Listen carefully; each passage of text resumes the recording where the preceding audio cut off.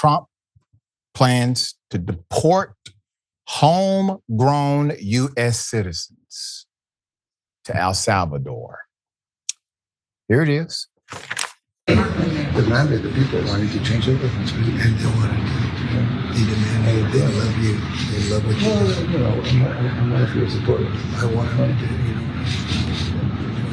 homegrown criminals next. Yeah. I said, homegrowns are next. The homegrown's built. You got to build about 5 more places. Yeah, that's fair. All right. It's not big enough. No, yeah. Come on. So this is a much different office than you remember. Put it at full mass. Let me give you a little background and some foreground. So according to the White House, if the law doesn't stand in the way of Trump, it is possible Americans will be sent to prison in El Salvador. Trump discussed the issue in the White House with the El Salvadorian president.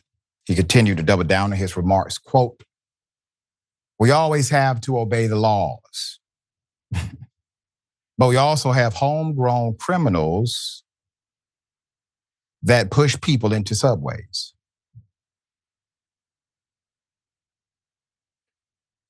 That hit elderly ladies on the back of the head with a baseball bat when they're not looking. That are absolute monsters," Trump told reporters. "I'd like to include them," end quote. You mentioned that you're open to deporting individuals that aren't foreign aliens but are criminals to El Salvador. Does that include potentially U.S. citizens, fully naturalized Americans? If they're criminals and if they hit people with baseball bats over their head that happen to be 90 years old, and if they 87-year-old women in Coney Island, Brooklyn, yeah, that includes them. What do you think? There's a special category of person? They're as bad as anybody that comes in.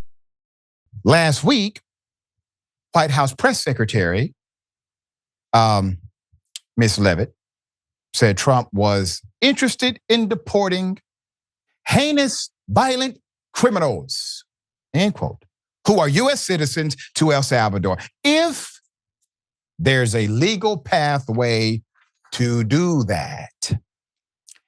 It is unclear if the administration is referring only to naturalized citizens in rare circumstances.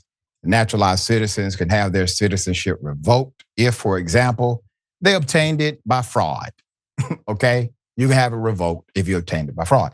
During Monday's White House meeting, Trump said that Attorney General Pam Bondi is, quote, studying the law. NBC News reports White House and Justice Department did not respond to messages seeking additional information about the proposal. They just want to know, are you talking about like regular citizens, everyday citizens, or are you saying people that are naturalized? First of all, to NBC, anybody else who's asking the question, the fact that you're asking the question is a problem. Those are citizens of the United States. Secondly, the administration is not giving you the answer because part of their decision calculus is to perhaps do exactly that, okay? That's why you don't have an answer. That's an easy answer if they weren't thinking of doing so. Sharon, thoughts here? Yeah, and here's the thing, because you touched on something about the media. It's the dumbing down, the numbing down of the press. That's part of what happens with this kind of dictatorship and communism, whatever. And the problem is when you ask these kinds of questions, you've already consented, you've given up just by asking it. The other thing is, did this lead, when you watched the cables yesterday, I know how busy you are, Doc. I saw this always as like a footnote, kind of like, oh yeah, he also said, because the numbing effect. That's right. We're numb. That's right.